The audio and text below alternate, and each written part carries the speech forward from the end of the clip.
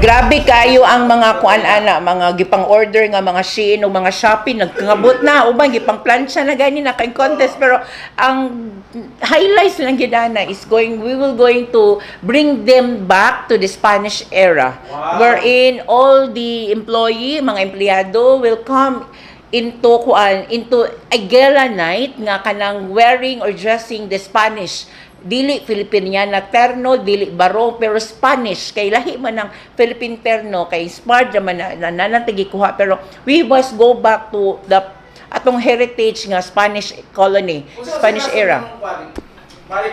Well, please be reminded that for the last 333 years gyud nga we are colonized by the Spanish, and then in fact atong Nuestra Señora del Triunfo de Magpangi has been also kanang dinha gyud nagsugod ang atoang faith sa atoang religion sa atoang syudad. In fact, we became the center of faith mo ng Dopem, Dipolog, Osamis, Pagadian, Iligan, Marawi. Ang center, ang bastion of faith and Christianity is Osamis. So, mo na ato ang pride nga we became a kanabit ng religious kanang center of the 5 regions sa atoa. So, with that, we must pay respect sa asa gini nagsugod, which is sa Spanish time.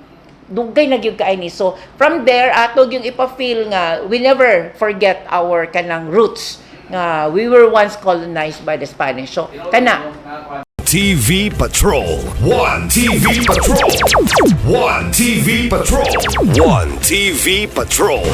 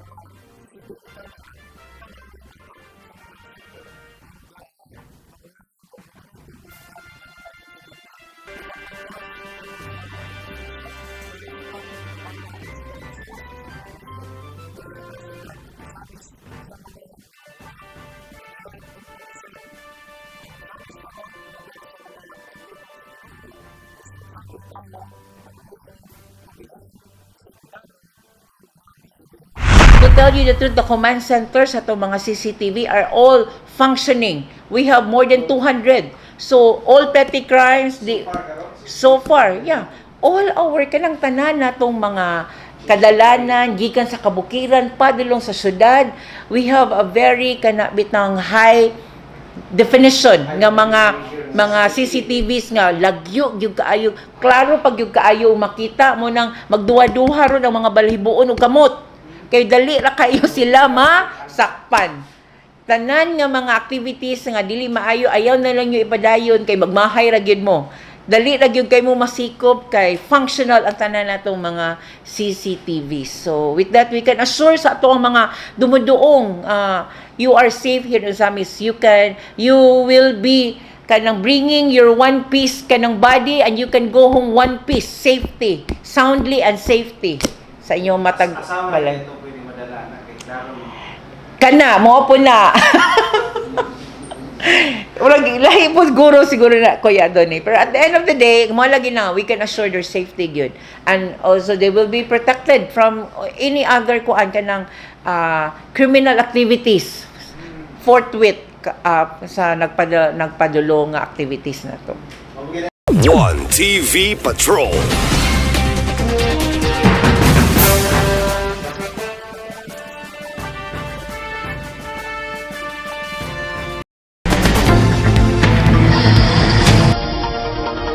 Padayong ni Pahuman ang Asenso Samis Leadership o Basic Computer Literacy Education. Ang Basic Computer Literacy Program naila kini sa gitawag nga skala o Sharing Computer Access Locally and Abroad nga gidumala sa City Social Welfare and Development. Dili palang dugay, 40 ka mga Samisnon ang migraduar sa 31st graduation ceremony. Din kini gilangkuban sa tulo ka batches, ang batch 59, 60 ug 61. Kini nga aktibidad wala gayud palabya ang pagtambong ni Mayor Sam Norman G. Puentes uban sa pila ka mga sakop sa konseho sama ni Majority Floor Leader Attorney Mars Tapayan, Social Services Committee Chairman Sunny Waminal, Education Committee Chairman Cecil Co, Civil Service Committee Chair Lorle Puentes Sepres o ISKI Federated President Honorable John Pel Duelong-Sud.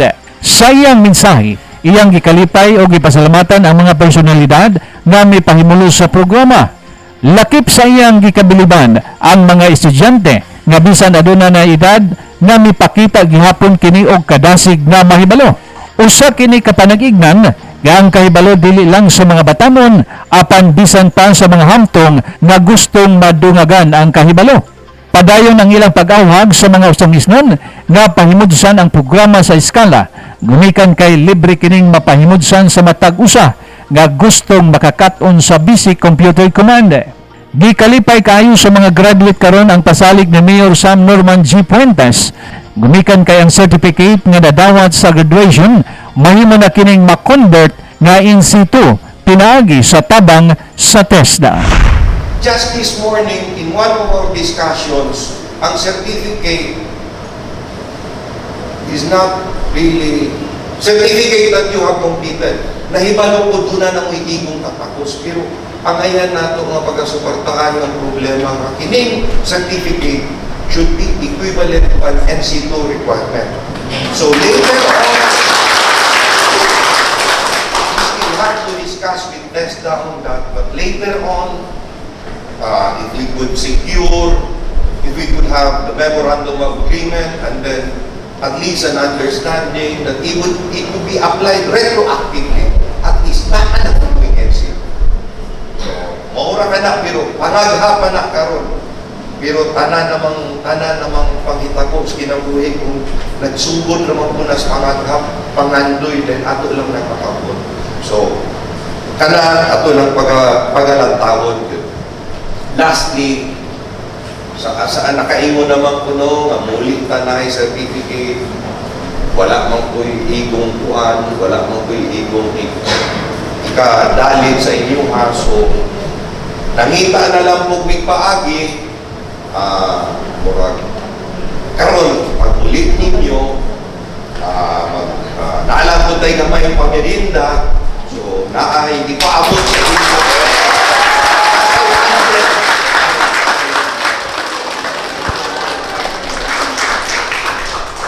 as you step out from these halls, hinumdumin ninyo ang inyong kahibalo o kahanas, maunay si dugdanan tungo sa kalampuan. Ayaw kahadlok sa mga hagit sa kinabuhi, kaya kana pagsulay na inyo ng mga kasan.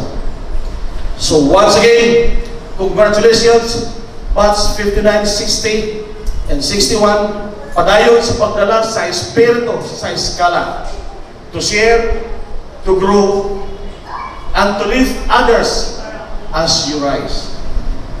Today, your life truly begins. Daghang salamat o padayon sa inyong pagpanaw. May God bless us all.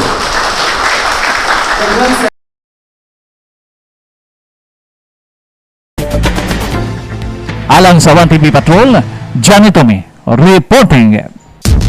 Police report. Police report. Ang police report hatod kaninyo ni board member ni Misyo Imi Lahi-Lahi, board member 2nd District Misamis Occidental, chairman sa Committee on Peace and Order sa Sangguniang Panlalawigan. Police report. Police report.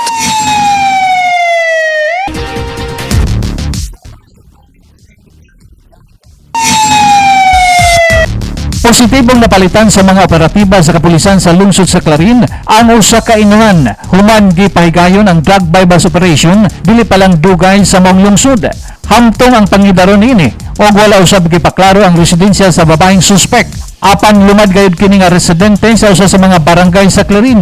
Human napalitan og sasi sa gituang Shabu nga bibalor og 500 pesos sa usa ka operatiba sa local PNP nga nagtakubang parokyano. Dali gilayong gipusasan ang babaeng suspek.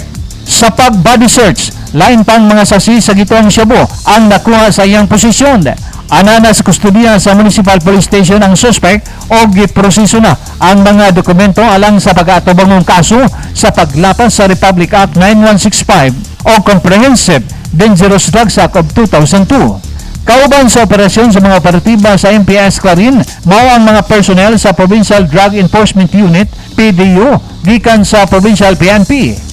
Gidaig sa bagong liderato sa Clarin ang maong operasyon og apel kini sa kampanya nga gipasalig ni Mayor Risa Ging Waminal de los Santos sa pagbatok sa kriminalidad og illegal nga droga pinagi sa mga aktibong kapulisan sa lungsod sa Clarin og na nagpakabanang katawhan sa lungsod.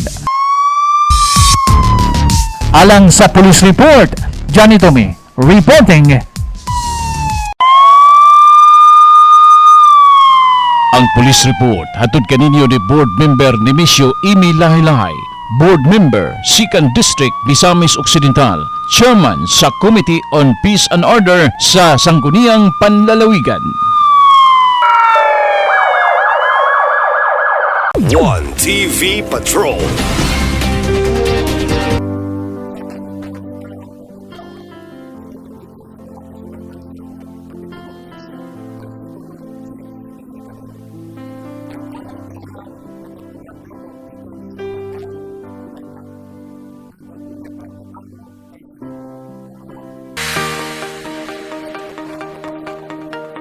Gloria Bazaar Ozamis, Rizal ug Bernat Branch, Ozamis City, ug usab sa Gloria Bazaar o Roqueta Branch. Bryant Milling and Marketing, kompleto sa mga hog feeds, poultry products, veterinary products sa mas ubos nga presyo at bangkini sa Unitop Ozamis, Odyssey Motors, Power Depot Trading ug ang Power Depot Yamaha 3S, Imperial Appliance Plaza na ay nindot nga showroom ug daghang kapiliang appliances. Anaan imutang sa Don Anselmo Bernat Avenue, Ozamis City.